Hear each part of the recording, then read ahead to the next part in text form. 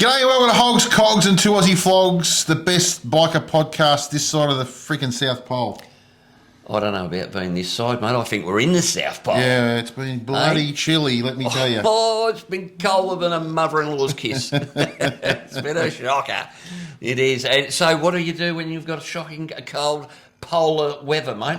What you do is you head north, my friend. You head north. So that's what we did. We headed north to the beautiful town of Castlemaine, or Castlemaine. Castlemaine. Yeah, Castlemaine. One of those two. And we did. And the reason we did that is because to bring you another collection. Can I just ask a question? Why the hell did they build Melbourne in Melbourne? Why didn't they build it near Castlemaine? Well, we had that conversation in yesterday, didn't we, on the way ago? Well, we should have built it in Castlemaine because as soon as we got over the Great Divide? This is happening way too often. I'm going to have to get it checked. The Great Divide, didn't it? The clouds cleared, the sun came out. It was an absolutely... I thought, oh, bloody, I've gone interstate. It was beautiful. It was a ripper. But, of course, we had to come back. We did, unfortunately. And as soon as we came back over the Great Divide, guess what happened? Eh? But we were lucky to head out there to Castlemaine and speak to a fantastic bloke, Dave Reidie, and his magnificent collection. Now, he was... owned and ran Harley City in Brunswick for, Sydney Road, I don't know, 40 years or something. Yep. He didn't know much about Harleys, Not at all.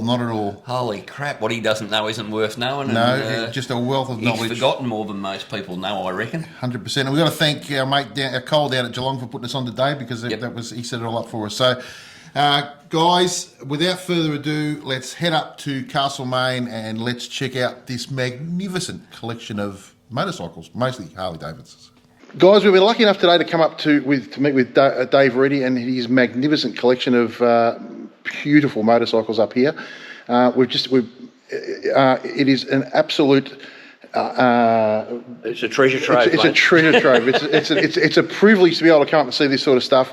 We're going to take you around. We're going to talk to Dave. He is an absolute wealth of knowledge. I've actually been chatting to him for the last half an hour, and I thought, I better turn the camera on because otherwise we'll get carried away just talking about all sorts of stuff. But Dave, you had this when you opened this up. You were saying before at the start of COVID, pretty much. Yeah, we sort of thought COVID was a good time to do things. A lot of people were doing nothing, so we thought, why don't we build a shed and put some bikes in it?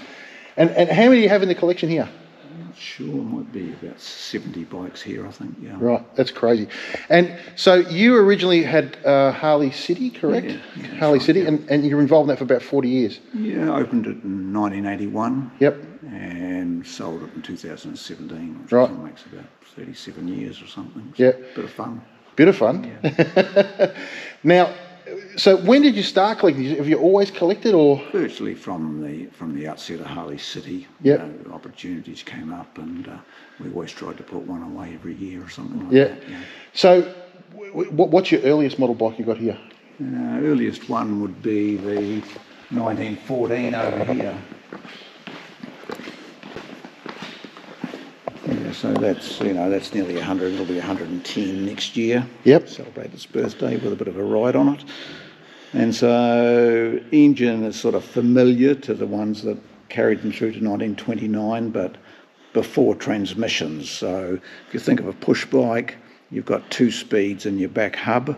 You've got a brake in your back hub and you've got a clutch in your back hub. So you really want your back hub to work where you don't go too far. Now, this is one of the ones you sort of pedal it to get it going, correct? Pedaling on this is purely to start it. Yep. It doesn't need any assistance once it's going. It's performance-wise, cruise at 80 kilometres an hour, no problem. Really? Yep. Holy Toledo. So now the best part about this whole collection, all these are still running, like the majority are all still running and they run regularly, isn't it? That's the theory. And, if you look at that 28 JL over there, the blue one, it's because it's got a 29. Let's go over there. On it. Yep. This is one of my favourites from what I've seen so far. I just think it looks absolutely sensational. We rode that across America in 2018 in the Cannonball. Yep. And we rode it across Australia in 2022 in the Indian Pacific Cannonball. So they have that sort of stuff here in Australia? Yeah, we do, yep. So how do you like? What are the prerequisites to be able to? Do you have to have a certain age of motorcycle to do? 1948 or earlier. Okay, and This is 1928, so it sneaks in by 20 years. so logistically, Yeah. do you have to have? Is there backup crews and all that sort of stuff? They would require you to be able to sort of get across the country without help from them. Okay. Organise it, yes. Work out the logistics. I'll tell you what I do like, Dave, is the speedo cable going down to the cog on the back of this one. That's that's standard fare. That's huge for American motorcycles. Yeah. Probably from about 1910 or something to about 1935. Because you look at the cable from it up to the speedo, it's like about half an inch thick. Well, it's links. It's a thing of a chain. It's links. Oh, okay. Yeah. That's why it's so thick. Yeah. Cool. Well, you won't have any problem with that thing breaking, one would expect. No. You'll usually wear out the gears before you wear out the cable. Amazing. So that Cannonball Run is that on every year, or that just? No, they've done one to date, and they're doing another one next year. And where does that go from? I think next year it's going from Darwin to Victor Harbour. Wow. I'd love to go and have a look at that. How good would that be, going to have a look at that? Last time, 2022, it went from Western Australia, Margaret River, across to Merimbula. Wow. That would be just such an experience. And did you make it? Yeah, no problem. Yeah, no worries. Yeah. It was never going to be a problem, was it? And that's the one you rode in that? That is the one we rode in that, yeah. Wow. This one over here, number 46, that's a 1929 JDH, and we rode that across the United States last year. Okay. As you can see on the number plate, yeah.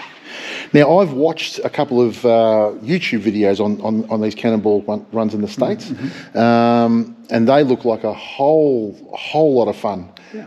Because they have, you're having a bit of fun as well as riding the bikes. As much fun as riding a rigid frame motorcycle for 9 hours for 16 days on end will allow you to have. Yeah. So I'm tipping ibuprofen has a rather large representation in the run. Mate, you'd want to have a bloody spa at the end of that, wouldn't you? Eh? My God. At least a cold beer and a shower. Yeah. So obviously you got to ship them across there. Yeah. Yep. So what's the process of that? How long does it take to get them across there and all that sort of stuff? It's just sort of like going to your post office, you pack up a parcel and send it to a mate in America. Well, that's sort of the process. The Corporal Klinger theory. When you see a 747 or a A330 or something flying above, you think, oh, that's my bike in there, and hope it makes it. 100%. Now, the other one I wanted to ask you about was the Crocker. Yeah. What's the story on that? Old Crocker was an Indian motorcycle dealer initially in the industry in the late teens and 20s. And then he was always very engineering minded, and with a guy called Paul Bigsby, they decided to build their own bikes. And first of all, they built speedway bikes, like the two examples you see over there. And then they thought, oh, well, we've got these good Hemi cylinders, we might stick them onto a crankcase and have 2 cylinders and make our own V-twin. So the first ones came out in 1936, and that was exactly the same time as the Knucklehead came out. Yep. And he built bikes for about 4 years until World War II, when the American Armed Forces wanted him to start making, I don't know, machine guns or something, and so the Crocker went by the way, and the War Department got a bit more armoury. Yeah. So how many of these would be in existence? Look, I think, there's various claims. There are probably about 80 built and about 60 existing. Okay. Yeah. How many would be in Australia? Probably another couple in Australia. Okay. I think. Yep.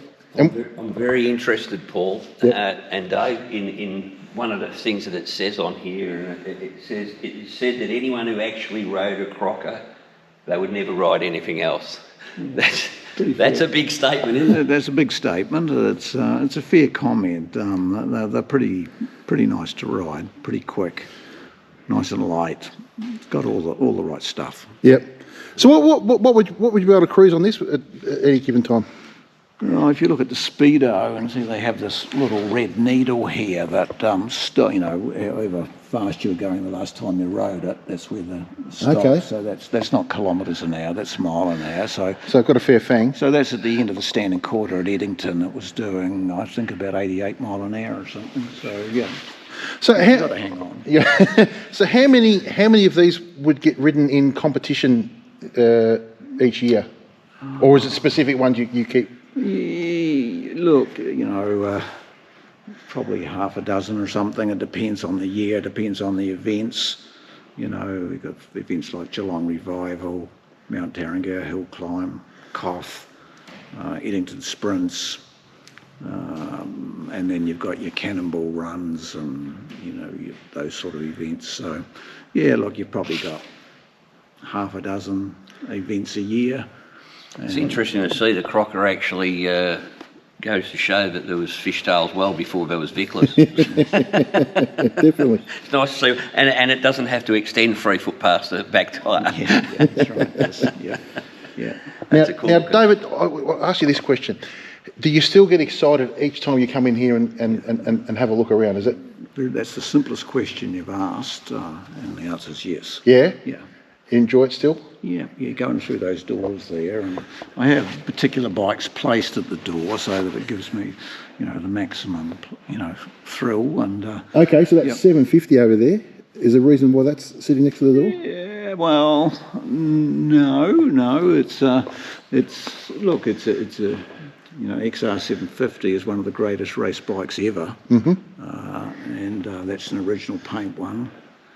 A friend a couple of years ago rode it in a race in New Zealand and won.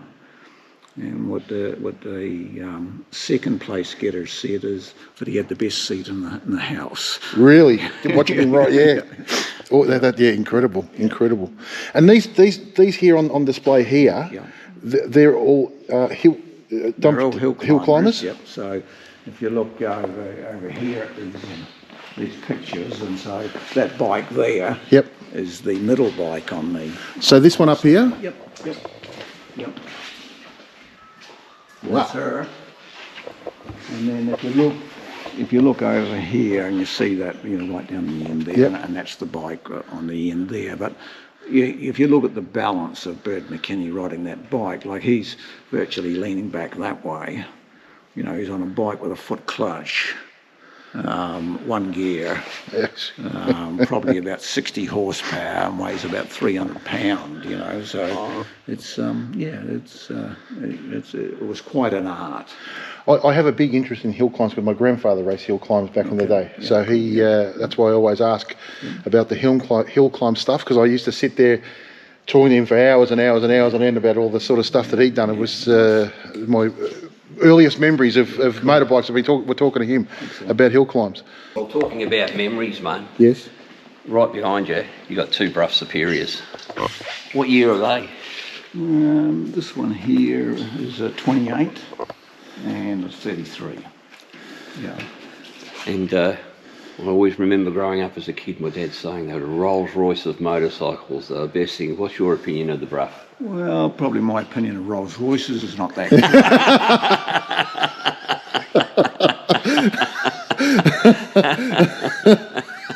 That's a good answer. I like it. That's great. Paul lost it. Oh, I love it. That's a great answer. The Bruffs are okay. Yeah. They're English. They've got lots of levers. Yeah, look, I probably lean more to the American stuff, the good American stuff, things like the Crocker, well, that Crocker's beautiful. Cams, all that sort of stuff. But what is good a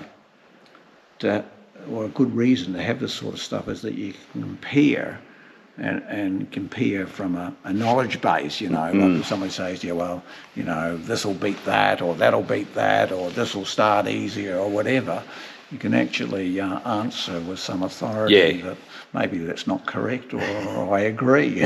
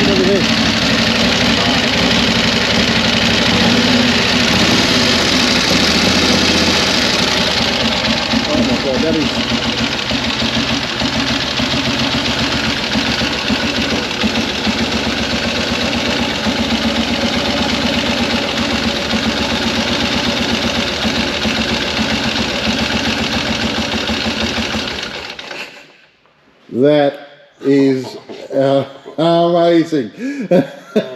What year is this one, did you say? 28. 28, 19, so it's nearly 100 years old. And running beautifully. I've heard of rough run. I'm pretty happy. What about this Guzzi here? What's the story on that? That's a 250 road racer. So Motor Guzzi was a very innovative company.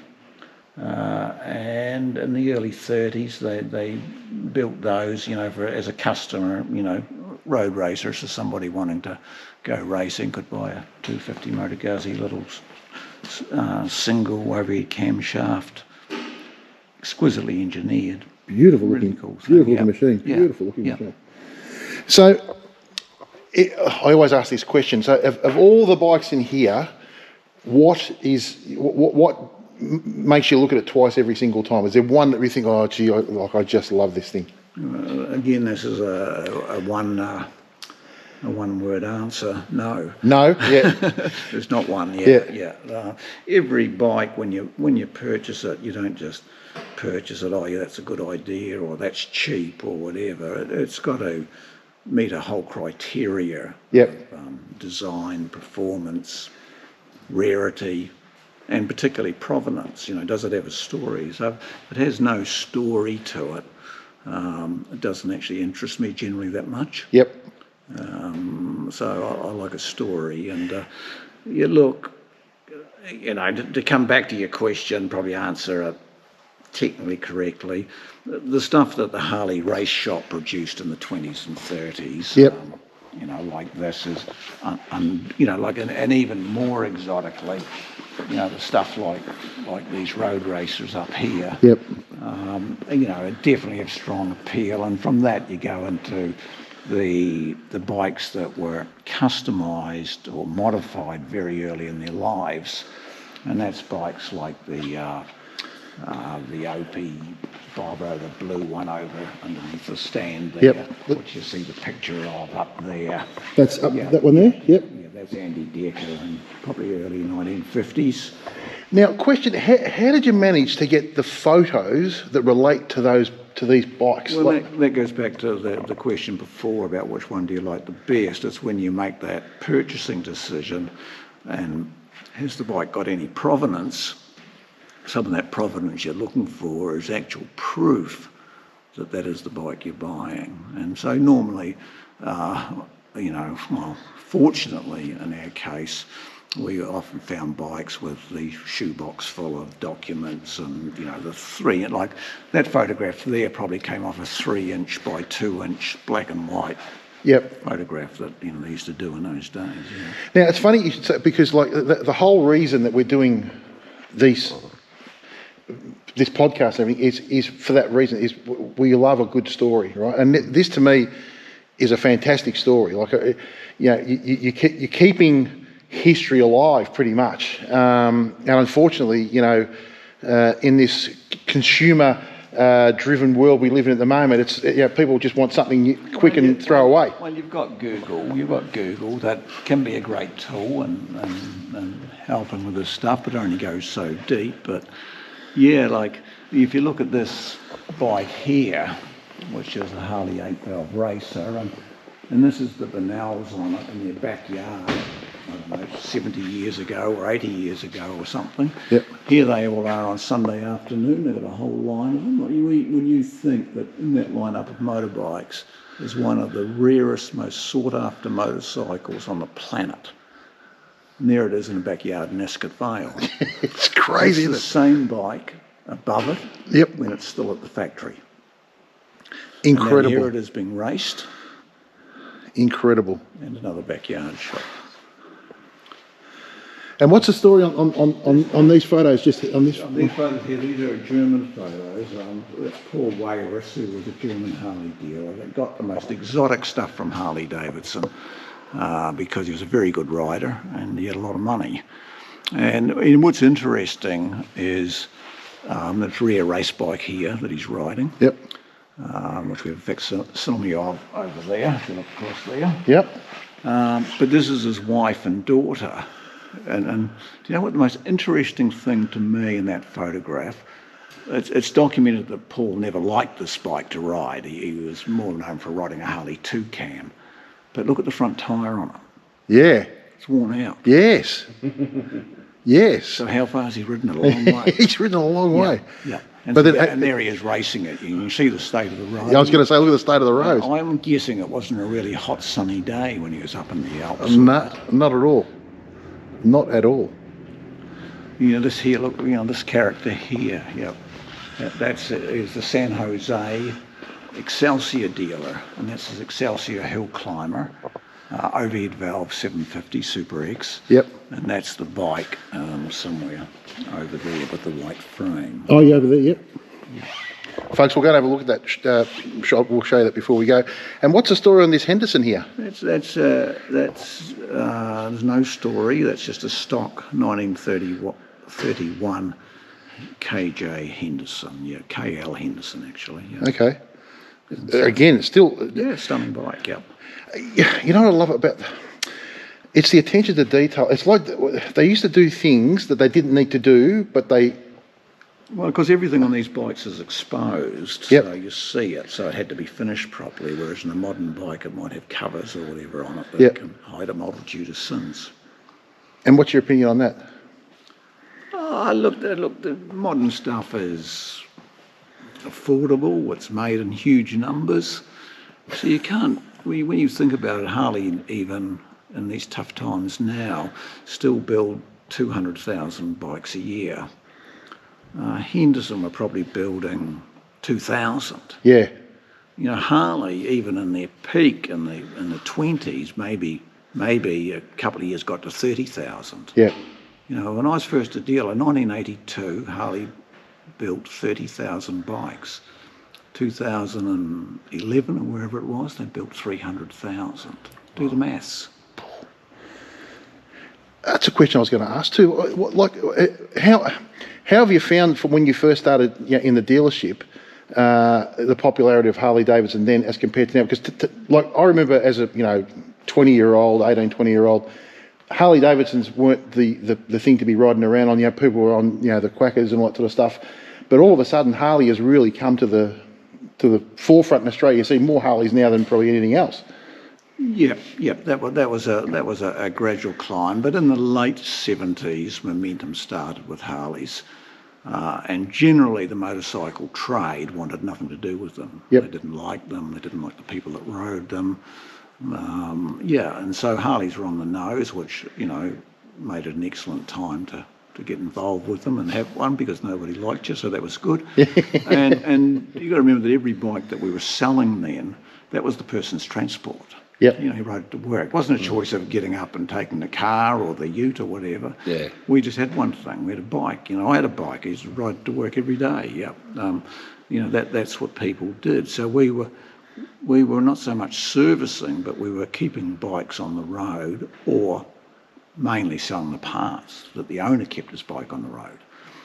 So totally different times. And then, that was early 80s. By early 90s, suddenly it becomes flavour of the month. Harley's then a public company.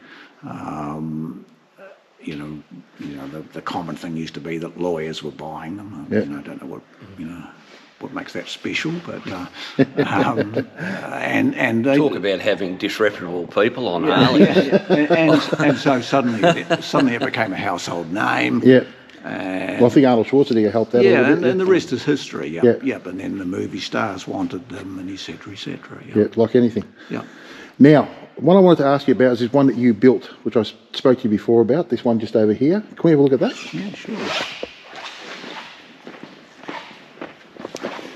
This, in my opinion, is a pretty bike. Like, it is just beautifully put together. Tell us a story briefly on this one. Look, we built it in 2011, right through through the 4 decades. And we have 4 decades represented here. We built custom bikes, and we generally built custom bikes. Probably always our goal was to make it look like, oh, gee, maybe it came from the factory like that. So that kept our finishing standards fairly high. This was a high degree of difficulty bike. We used a S&S X-wedge engine, which doesn't fit in a regular frame. And we commissioned Rolling Thunder in Canada to build the frame, and then built our own aluminium panel work here, and of course we had to fit computers on it and fuel pumps and all that sort of stuff. So you got to hide all that stuff, which is quite challenging on a custom bike. And we bought all the best components of the day, which are probably still the best components today, performance machine, Yep. all that sort of stuff. And we used a lot of Crocker design cues, like tanks that bolt on from the side. You still see the backbone of the frame here. I think that sort of looks cool. Yep. Gas caps are 1920s Harley. And then you've got high-tech stuff on here. Billet handlebar controls, Crocker tail light. Everything's bigger on the bike. Yep. So, because they're a big engine, so you've got to scale everything up larger, and hence the larger diameter exhaust pipes, etc. It just looks impressive. I don't know what it is that grabbed my eye, but it Glad you like it. looks impressive. I love the lines. It's got beautiful lines. Really nice. You're always trying to get it to fit into. Yeah, but aesthetically, it's really well put together. And you had mentioned before about how these even the guards are raised. And I don't know if you can see that there, but it's raised here, and that's obviously Well, look, that was common on vintage bikes. That for a period, if we go to old Harley, Yep. it's got reasonable shaped fenders. Let's go over to here, and you'll see there. Yeah, same thing. So even the way you split, even the way the tank is split, Yep. that's sort of almost a tip in the hat to the old style of Harley as well. Yep. Just, it's great stuff. Like, I just love that vision. I guess it's just, to me, it's just fantastic. And what's this Crocker here? There's another Crocker. Yeah, that's a Crocker Speedway. So before he built the V-twins, he built Speedways, and this one, we bought it, and unfortunately the previous owner had forgot to tell us that there was no engine internals. Slight oversight, I thought. Just a little one. And so my friend Rob Selby has totally reconstructed the internals of the engine, and Sid Coyle is riding it, and we've done 32 demonstration laps at Broadford Speedway in the last 6 months on it, yeah. Wow. So it's probably the only... It'll be a fun little bike to throw around Broadford. Probably the only Crocker Speedway that's been used in anger in probably 50 years. Just beautiful, isn't it? Like, just honestly. But to me, Paul, that's what's so inspiring about all these bikes. They've got that mechanical look that, as we were saying before, they're not surrounded by fairings or plastic or bags or anything. That's just all there to be seen, and they're all a bloody work of art, really, aren't they? You just walk around looking at them, and it's just every single one of these bikes just makes you want to smile. That's why we call it a gallery, Yeah, it is. 100%. Our most unfavourite word is museum. Yeah. Museum always, I think of something dead. Yeah. This is alive. Yeah. Now, this one up here on display up there, that's had the frame extended out as well. Is that a hill climb as well? Exactly, yeah. Look at that. And the one over there with like a half a tank. 1926 Harley pea shooter. Yep, it's a rare, reasonably rare race bike. They were the speedway bike of their day. So Was that the ones that started on boards as well? Was that the? Yeah, it was just as boards started to finish. Yep. Because they were killing too many people. Yep. They went to speedway, so these were the next generation, and we found that in Australia in very, very original condition. So we don't want to restore it anymore because there's stuff on there that's simply, exquisite. We had to put rims on it. Yep. Because they were totally rusted out. The engine's been reconditioned. But if you just look at all this, it's just all original parts. Like even the seats stay. That's just And then they put this extra reinforcing bar on them to stop the frame twisting around. Bit of wire. Genuine wire. And this photo up here, what's? That photo is just a photograph. It was such a good photograph. It doesn't relate to it's the only photograph in here, I think, that doesn't relate to the bikes in here. And I think what I liked about it was it shows the difference between the financial positions in Australia and the United States in, say, 1951. And why I say that is that, say, these bikes would only be 1 or 2 years old. Yep. And look at the state of them already. Look how the people are dressed. That just wasn't happening in Australia. We didn't have a new bike in 1950 and chop it up in 1951. Yep. So so when did they start doing the whole what in the end turned into choppers? When did they actually start doing that in the States? This one here is one of the best documented what we call Californian cut downs on the planet. Yep. And this bike would have been done by Sam Opie in about 1931. That early? Yep. Gee whiz, I thought it would have been after the war. Yeah, if you read both the Cafe Racer book and the Chopper book, this bike is in both them because it is that significant. Wow. And there's a great photo of Harley City up there. Yeah, that's a couple of years ago, A couple of years ago. Yeah. That was the first building that we had in 1981. And that was in Sydney Road, yeah. Sydney Road, Brunswick, yeah. I remember going there. I would have been 18, I reckon. 18. I'd bought an RZ or something. I can't remember what it was. I went there and just sat out the front drooling. That's both our histories, isn't it, mate? As kids, I never came from a family where there was any chance of affording a Harley Davidson. I mean, it wasn't about who rode them or that. I always loved Harleys, but they were always so, they were just a bridge too far, So whether it was going into Harley heaven in the city or going out to Harley City as you did. And in the end there at Harley City, you actually had a separate area for some of these bikes to be displayed. It evolved. We were in 3 different buildings.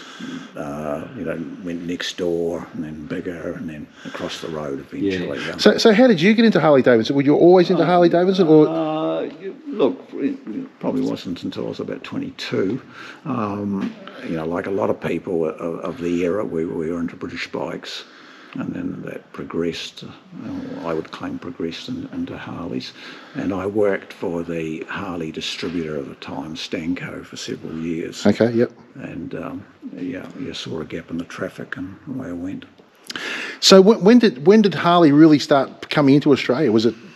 Look, no, it always did. It was super successful in the 20s, yep. Teens and 20s. Lots of stuff came in. Like all American stuff, it waned off during the 30s. Various import restrictions. Everybody wanted to go British, or the governments wanted you to go British. Struggled through the 50s, 60s, and then I would say 1977 started to increase and just steadily increase from there. Yeah. So really from the mid-70s, the ball started rolling. So what was your first Harley? 1978, brand new Sportster. Yep. And then followed by a Cafe Racer, which was a model that came out in 3 came into Australia, and I had one of those, and I used that for a long time as my commuter to Harley City. Yeah.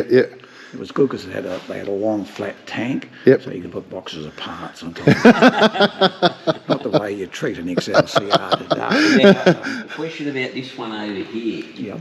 It's got Ray on the bag, and we've got a hell of a skull painted on the oil tank. What's the go with that? That's an original paint bike, 1947 knucklehead, and it's had one owner apart from us, and that owner was Ray. Right. Yep. Yeah. So that was always a bit of customising. It's interesting with restorers. A lot of restorers spend a lot of time getting the bike back to when it left the showroom. But the truth is that they all left the showroom mostly with modification. Yeah. So Even now they still do it, don't they? yeah. And so this bike, you can see a rack he's made, put on the back, saddlebags of stock Harley items. He's done a bit of window dressing on the oil tank. Now, why do you think, and it seems to be especially Harley, that everybody modifies them? What do you think it's part of the... Yeah, I think you want to be an individual. Yep. And of course, if you're buying something that they make 200,000 a year of, that's a bit of a contradiction. Yeah. So you add your own flavour. Harley have an accessory catalogue that thick. Yep. And sometimes it can be performance, sometimes it's for noise. Yep. So, this would take a lot of maintaining. So, do you work on it yourself? I know you've got, is it Mick? Mick comes in one day a week, Yep. and we try to improve things. And I can, twist a spanner. I'm not an engineer, but I can twist a spanner. Have you always enjoyed it? Yeah, Yep. it's pretty good. Yeah. Is it relaxing for you to be able to do that sort of stuff? Oh, look, relaxation. I'm not too much into it. Yeah. Haven't got the time. Fantastic. So these ones down here at the where you walk in, Yeah. what's the? I know you said before that you enjoy. You put the ones that really sort of. I think the paint style on that 33 DAH is probably Harley's high water mark for Art Deco paint jobs. They are beautiful. Which they started doing in the 1930s. Market was down, and resources were slim. So that what they did was started to do, instead of they were always green from 1920 to 1930. Yep. And then they slowly, 31, 32, 33, start to introduce colours, and this is an example of that. It is So just that's beautiful. really good on the eyes. It's a gorgeous looking bike. Yeah. So is that original paint? No, That's as an original colour. Colours, yep, yes, but it has been restored, yeah. Yeah. I was going to say, if that's made all through its life like that, holy Toledo. Well, they simply wouldn't. There are original paint bikes down here, generally from the 40s and 50s, but... What do you reckon, mate? Mate, I'm... I love these sort of things, mate. I think any bike sort of like pre-50s, it's just... The one thing they come with is character. The new bikes, I love new bikes, all that, but they just don't seem to have the character that these old bikes have. The stuff that Harley were doing in their competition department in the 10s, 20s, early 30s, like their race engines were overhead valve at the time when their production bikes were side valve. Yep. This runs about 13:1 compression ratio, twin exhaust ports, your magneto ignition, throttle ball carburetor.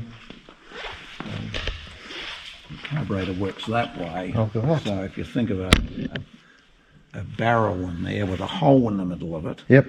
and then as the throttle opens, the hole lines up this way. Yep. And it means that there's no obstruction in the inlet port. So.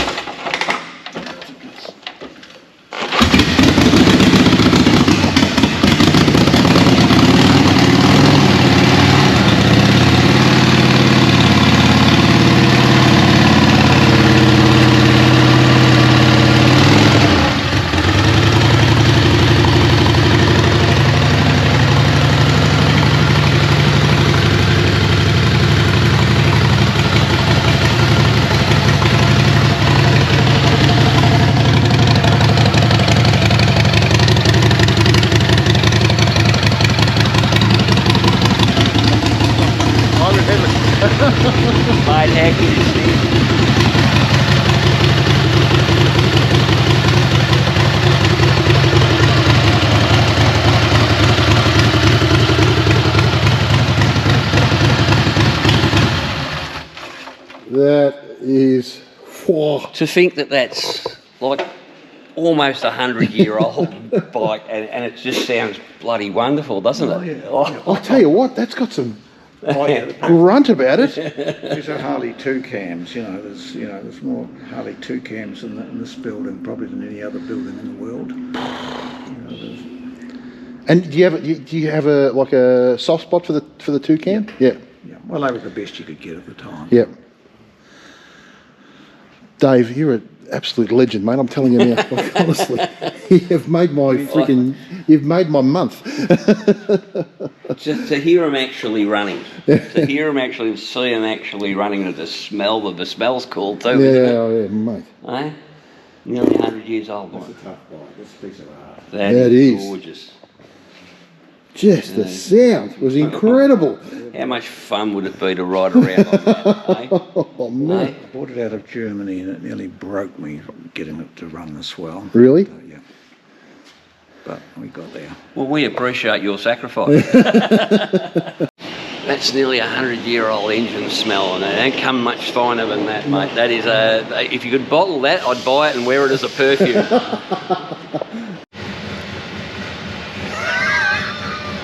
Just another day in the life of a couple of flogs. Gee whiz, I tell you. I've got to tell you, mate. Sometimes you get kissed in the cock by a fairy, don't you? That I don't know, Vivian. But what I can tell you is we've been very privileged to come into this place, mate. How good is it? Oh, mate. For him to start a couple up, yeah. There's a little tear in my eye. I was going to say, when he started the bruff, I thought, I think Whitey's going to have a bit of a breakdown here. I think I had a bit of a moment. I wasn't sure if I was getting a tear or a chubby, one of the two. But I mean, it's just your thoughts. I don't even know what to say, to be honest. Mate, look, it's the same whenever we go into these collections of big collections of pre-50s bikes, mostly. They're just stunning to look at. You don't have to ride. I mean, to ride them would be incredible. Yeah. But just to look at them and to just see the history behind our sport and our passion is just, oh, mate, I love it. Guys, I hope you guys appreciate this sort of stuff that we bring you. If you do, give us a like, and if you haven't subbed yet, subscribe. Leave a comment. Let Dave know how much. That would be appreciated. Yeah. Leave a comment and see what you thought of this collection, because you never know. One of these days we might be able to have another chat with Dave and maybe bring a group of flogs up here. Yeah. But at the moment, there's an opening day in November. We'll keep you informed about that, because, geez, I wouldn't mind coming back up and having another look, and I haven't even left yet, mate. Yeah, no, it's. It just smells like history. Like it just. As I said, mate, if they could bottle that, I'd wear it as a perfume. Yeah, yeah. We honestly we could sit here all day and just look at this stuff. Stunning. I envy him to be able to do this every day. Have a look at this lineup just behind us, mate. Yeah. My God. It's just incredible. Harley upon Harley upon Harley, but it's not just Harleys. You've got things like I had no idea of the Crocker. No. To be honest, and geez, I'll be going home and doing a little bit of research on that, I'll tell you. Yep. So guys, I hope you've enjoyed this as much as we have. We have had an absolute blast being here. I can't believe how lucky we are to be able to get to do this sort of stuff. It's just one of the things that. Gotta like that ferry. Yes. Back to the studio. How good was that, mate? My God.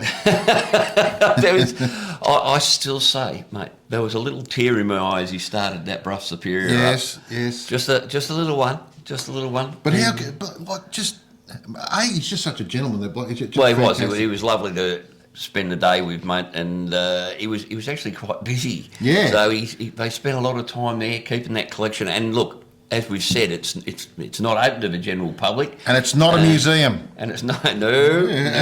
It's a gallery. It's a gallery. That's exactly right. Well, I'll tell you what, mate, that's my type of gallery. Yep. Because that was just magnificent. There was some bloody There were some works of art. Not just the bikes though, like the pictures. The pictures they had blown up on the wall all the way around the place it was just like stepping back in time. It was absolutely fantastic. Incredible. Look, if there's any way that we can organise a trip for some of us to go up there for some of the flogs, we'll try and do it. Yep. It's only a quick trip up the highway, mate, isn't it? It's only an hour away or something from here. But check out online. We'll put all these links in the description below. You can check out a lot of the stuff he's got online. But boy, oh boy, what a I'll tell you what, we're pretty blessed, mate. Yeah, we are. Anyway. Well, speaking of it being brass monkeys. Cold. A little bit cold. So what's the other thing you do when it's that cold? Go ride. You go for you grab a handful of flogs. Yep. About 30 of them. And that's where we're heading off to. So by the time you watch this, we'll have already decamped on the said brass monkeys run. It will have been and gone. Yep. And it's only going to be what? It's going to be a massive. I mean, I have to wear a sun hat tomorrow, mate. It's going to be 3 degrees. Jesus. Check out, because we'll have some footage in the next episode. You'll be able to see what went on in the brass monkey run. Yeah. But we'll save that for next episode. Suffice to say that it's always a great time. Yep. Ripper, mate. Yep. Now people have missed it. What's that? For the thousands at home. And the numerous here in the studio audience, ladies and gentlemen, let's get ready to grumble. Off you go. I've got to grumble. Yep. Sorry. Yep. I've got to have a go at our friends in blue, I'm afraid, mate. Right. So, last week I'm watching the telly, and there's this, watching the news, as I do, because I'm an educated person and I like to be bullshitted to a lot. And in between giving me their agenda, they spoke to us about Operation Kickstand that's starting in Victoria. Well, this is what it sounds like. So we've had 35 motorcycle fatalities this year, which is 75% higher than last year. A terrible number, mate. Absolutely shocking figure. But I have so many questions about it. Like, if they're going to give us statistics, why not give some statistics that are of some value? And if you're going to make up these so-called operations, where are your figures coming from? Because quite frankly, I think most of them are being pulled out of their arse. You know, deadliest motorcycle made for 10 years. So what do we do? Okay, so we've had 90% of the riders that were killed were male. Well, Fred, 90% of people that ride are male. You know, that's not really helping us. There's been 4 fatalities. 2 deaths occurred in each of the months in Hyatt and Chelsea, and 4 motorcycle fatalities in Casey, Cardinia and Greater Dandenong, and 4 in Ballarat and Moorabool. What does that tell me, mate? It tells me that some are country, some are city. There's more deaths in the city. There's more people. Enough, there's more people and more bikes and more cars. Yep. But there's a greater increase in percentage, I would suggest, in the country. So they've got this operation going, mate, and first thing what they're doing is they're suggesting that we check the weather before we go for a ride. Right. Oh, gee, thanks for that. What absolute fucking genius. I'm sorry, mate, but, you know, I just get pissed when we get things like, you know, state the bleeding obvious. You know, everybody checks the weather before they go riding. Yep. Get more rider training. I have no problem with them saying get more rider training. I agree. Everybody should get more rider training. But it's things like that, you know, with reduced visibility and wet, slippery roads at this time, police are particularly concerned about these factors. Police will be ramping up enforcement to keep motorcyclists safe. We know what that means, don't we? Yes. So to ramp up enforcement, so they say that it's been caused by a mixture of cars and bikes. So a lot of these accidents are single vehicle accidents. So I'm sorry, we've got no one to blame but ourselves if we're having single vehicle accidents. So let's talk about those single vehicle accidents. Yep. That single vehicle 20-year-old girl that was on the Monash freeway the other day when a car came speeding through, hit 3 other cars before taking her out. I don't think that was much of a single vehicle accident, mate. No. And there's just so many more like them. So And So- my other question is, okay, single vehicle accidents, is it just rider error? Is it road conditions? Is it drink driving? Is it unlicensed? Is it on road? Is it off road? Yeah. I mean, for a start, I don't think an unlicensed rider riding a dirt bike in the middle of a state forest that comes a gutser and hits a tree and offs himself, as unfortunate as that is, it's hardly the road toll. no? But of course, it is included in the road toll. Unlicensed kids driving around at ridiculous speeds in cars and killing themselves are also included in the road toll. I think we should include the poor victims that they hit and kill, but not the kids that are still in the cars. Yep. Quite frankly, I just don't see the sense in it, mate. But it says there'll be... and this was the thing, is it sounded like it was a statewide thing, and then we see police will be ramping up enforcement to help keep motorists safe, with Operation Kickstand running through Kingston, Glen Ira and Bayside to address the high levels of trauma in the division. So basically, if you're in Moorabbin, Glen Ira, Caulfield, Bayside... Dandenong? No. Not Dandenong? No. That's not in this Okay. area. So they're talking about what the Victoria Police call Division 2. Okay. Dandenong would be in Division 3, mate. Right. So if you don't want to get pulled over, just don't ride in those areas. But, the State Highway Patrol will also be conducting on and off-road motorcycle operations across the state. I want to know, if these things are being caused by cars and bikes, how many cars are going to be pulled over in Operation Kickstand, mate? Let me have a look at that number. Yep. Hold on. 0. That's the one. I'm just thinking why not concentrate on, instead of concentrating on pulling over a bike and giving it an unroadworthy because it's, it's light on its friggin' number plate isn't working. Or maybe we look at some cars going through stop signs. Maybe we look at, looking at cars that are diverging when unsafe. Maybe we look at sitting in the those right-hand sorts of- lane, which causes you to keep changing lanes all the time. Yeah. Trucks in the right-hand lane. All these things that can contribute to this sort of stuff. Yeah. Honestly. My fear is this. My fear is it's going to divide. It's focusing on driving a bigger wedge in between the motorcycle community and the police when it doesn't need to. I'll tell you what we want to do, mate. Why don't we send I'm going to send an email to Police Traffic Command. Yep. See if we can't get one of them to come on here and answer a few questions. Yes. Because if it turns out that the vast majority of accidents are single vehicle guys doing the wrong thing, riding at 130 kilometres an hour. Then we need to know that. Yeah. This tells me nothing. No. This tells me that we've got a severe increase, and that sucks. Yep. All right.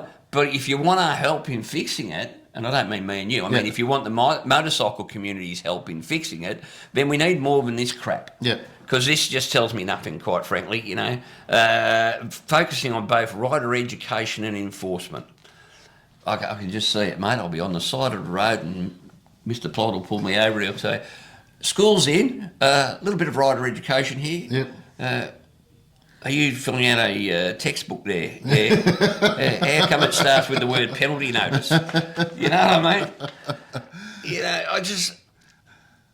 The problem with these things is they always, to me, appear to be, what do they call it? Knee-jerk reaction. Knee-jerk reactions. Yep. Right, so look, something needs doing to reduce this number. Yeah. But, how many of these accidents have been caused by the absolutely diabolical state of Victoria's roads? We know of one already. Yep. We know of several already, but We're we know keeping of our powder one dry at on that least. just for the time we're being. still trying to... And I tell you what, so you got that. So we've got, it just happens that we have the worst roads in history. Yep. But we've got the worst road deaths in history. Yeah. And maybe if the Victorian state government hadn't made it so friggin' expensive to actually live in this state, that's probably why you've got more people riding and riding more often. Yep. 100%. So there's a lot of factors that need to be taken into consideration. And to me, it looks like, motorcycles are dying, pull them over and give them a ticket. Yep. Now, I may be wrong, but I'd like it to be proven that I am wrong. Yeah. Come on, and we invite anyone from Victoria Police or from their traffic branch or from their command, Chief Commissioner Patton.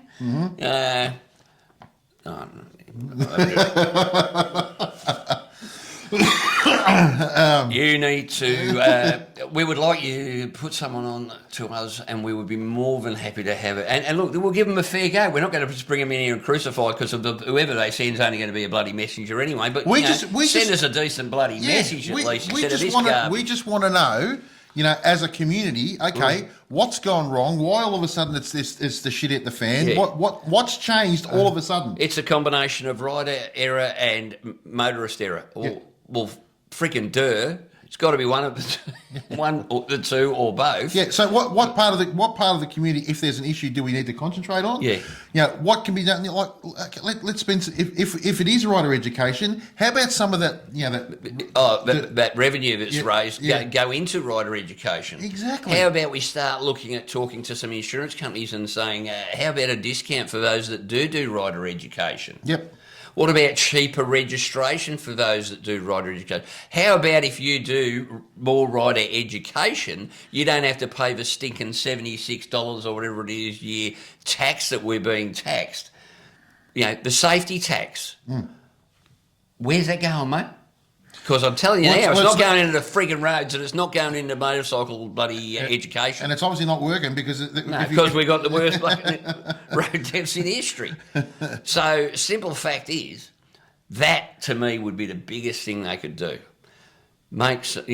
Put some money into rider education, because there's nothing I can do if some clown's going to come flying through an intersection at the last second and take me out. Yep. Apart from, before I go into that intersection, look right and left and have a really bloody good idea. All right? That comes down to rider education. That comes down to skill, the skills and the things you learn after 40 years of riding. I just don't think the way to go. I just don't think the way to go is to penalise. Well, it's not going to solve anything. No, it doesn't. It won't solve anything. It won't. But I have no problem. Pull me over and check me that I've got a licence. Yep. No problem at all. You can do that to your heart's content.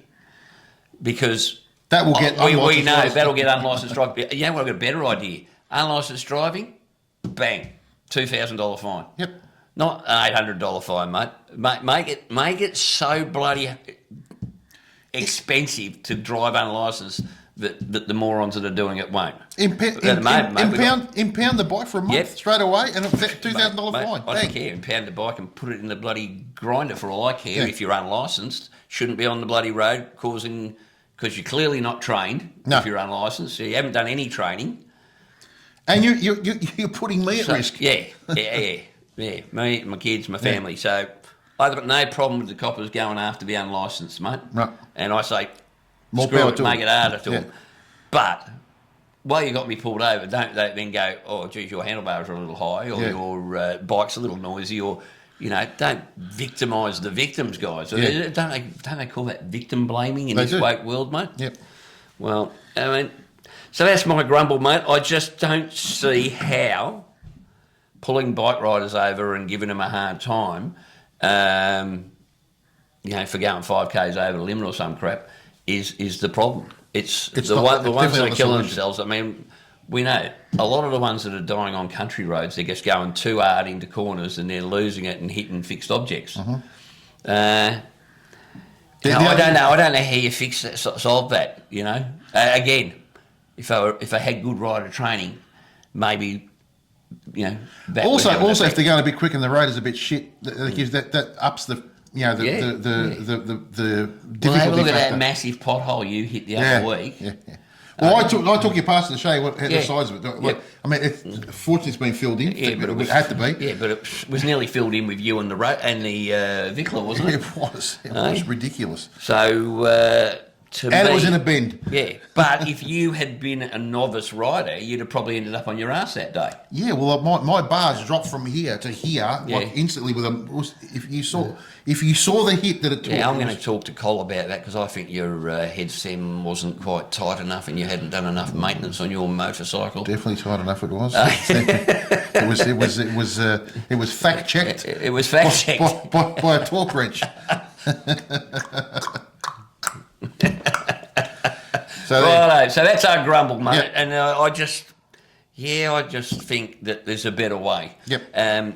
You can't ticket your way to improving road conditions. It just doesn't work. No. And as I said, hey, how about you put some of that revenue into, or the government put some of that revenue into rider education? Let's not have 2 or 3 of the places. Let's have an absolute shitload, and make it nice and cheap for people to encourage them to come. Make their registration cheaper. If you've done an advanced rider training, and they should have a skilled level, mate, up to, say... Level 4, you got the level 4. Say you're level 4. Once you get to level 4, you get a 25% discount off your registration or something like that. Yep. Won't happen. You know, I know it won't happen, mate, because why? Because they're not actually interested in it. No, the government aren't interested in it, but it's just too hard for them. But it doesn't appear to me to be rocket science. No. Let's educate. I have no problem with that. Yes. Well, there you go. So what about guys, we're still light on for the I Need a Route 2-week ride. Yeah, I've only got about 3 or 4, mate. Somebody's going to get a good Someone's prize. going to get a really good prize, and they're going to have a 1 in 3 chance of getting it at the moment. So get them in, guys. Get them in. Get them in. That'll be good. Now, speaking of, well, we weren't, but I'm going to. Our e-commerce store is doing okay, mate. Yes. We've got a lot on there. There's a lot of stuff on there. You get on and have a look. And one of the things I've just added to it, mate, is the raffle tickets for Aussie bikers for Aussie kids. Yep. That we spoke about when we spoke to Bikers Against Child Abuse. Yep. So the tickets are now online. We'll talk more about them in the next episode, but if you follow the Facebook group, we're going to stick a post up in there with all the details. Safe to say, top prize is an 8-hour tattoo session valued at $1,200 from Howling Wolf Tattoos. Yep. Howling Wolf. Yep. And there's plenty of other, there's big prizes a couple there. of other big prizes there too.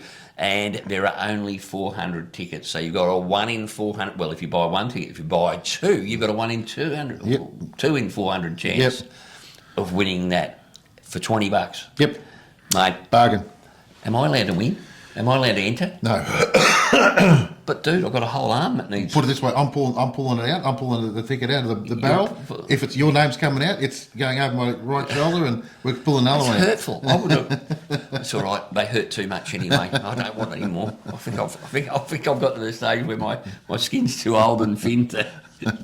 Also, guys, don't forget for the rest of this month down at Geelong Harley Davidson, our fantastic sponsors down there, $100 off your service. So if you need a service, get it booked in ASAP because they are going to fill up. Yep. So $100 off your service, which is a bargain. That is a bargain, mate. Yeah. And we also, by the way, last week's special that we did down there with Cole's Harley Maintenance School. Fantastic. Well, mate, big tick to the Harley Maintenance School. It went gangbusters. Yep, really good. Thank you, everybody, for all your feedback. Apparently, you all loved Cole, and we were totally ignored. I'm feeling unloved, just a little. But no, mate, absolutely fantastic result on that one, and we'll be having a lot more of Cole and Webby and the boys. Yep. And I just think Stiffy taking my fat boy out the door, mate, sideways was quite amusing. No, he didn't. He was very gentle with it. But I tell you what, it's running very nice again. Yep. Apparently, if you have air going through your air filter, Helps. well, apparently. Yep. Guys, also don't forget the Corbin saddle seat competition. Get your photos in. We've got a lot in there now, but we just there is a lot in there. Keep putting them in. We've got a photo of your bike with you with it and a little, A little spiel. Why you need a Tell new us seat. Why you need a new Corbin seat. And I can tell you why you need a new Corbin seat, mate, because coming over here the other morning at about 9 o'clock in the morning, mate, and it was about 2 degrees. Oh, my God. My hands were warm, and I'll talk to you why my hands were warm next week, but this week. But my tush there is no reason. Somebody huffed on it? I tell you what, I never thought I needed a heated seat. Corbin, heated seat, love it. Love it. I'm never going back to not having a heated seat, mate. Screw that. It is absolute. And tomorrow morning when everybody else is shivering. Soft. Oh, yeah, soft and warm, mate. Soft and warm. I'll tell you what, it'll be beautiful. Hey? All right. But so, where else have we got left? Well, we've got to head down to Tassie because Annie and... because if it ain't cold enough here, let's go to... Minus 12 down there it was during the week. Holy crap. I tell you what, mate, you want to be careful, you snap it off. You would. You would. Talk about snapping one off. Jesus Christ. Holy Toledo. Let's head over to Tassie and check out what Annie and Bert are doing. Greetings, Flogs and Flogettes. This t-shirt is for Elaine because it's from the Can River Bakery where they use Rise Up flour, and I do believe they have a fantastic pepper steak for $4.80.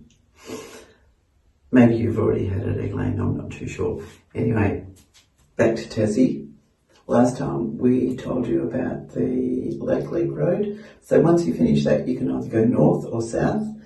So north would take you to Bicheno, south would take you to Triabunna and towards Hobart. So from Swansea is Big Bird's suggestion.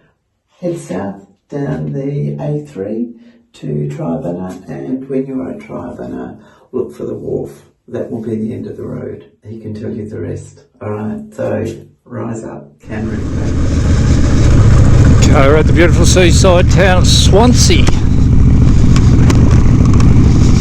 Heading through the town, stopped at the Bark Mill Bakery for coffee and a sausage roll. So, next stop is Triabunna.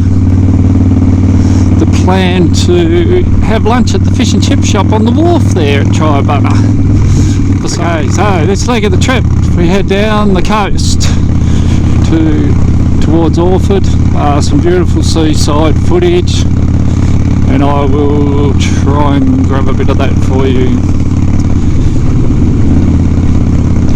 and put that right here. And the views as promised.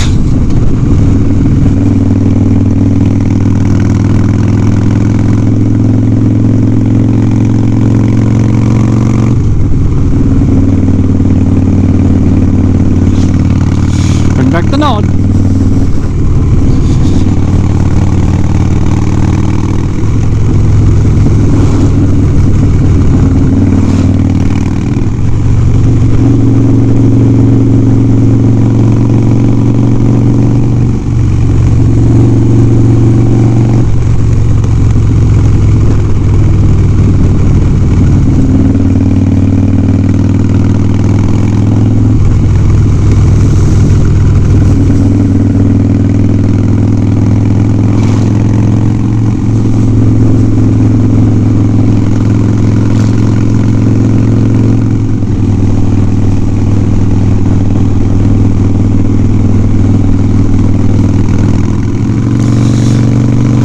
Little squiggly bit along this stretch of the coast. Views and twists. Kind of hard to do both on a bike, but anyway, I'll do my dance. You sit back and enjoy.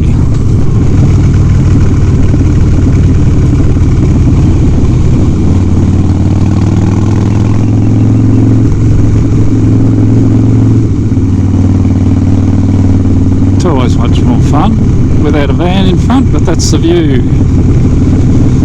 Need that while I watch the road. It's hard to do with a helmet cam.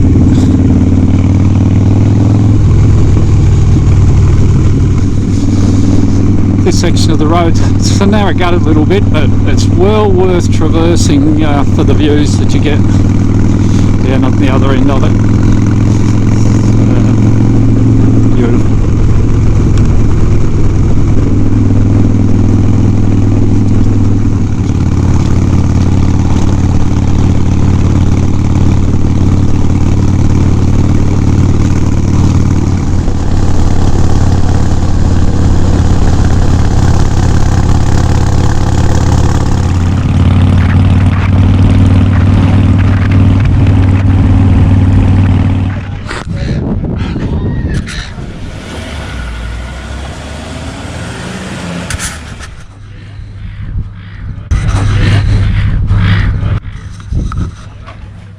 Seagulls.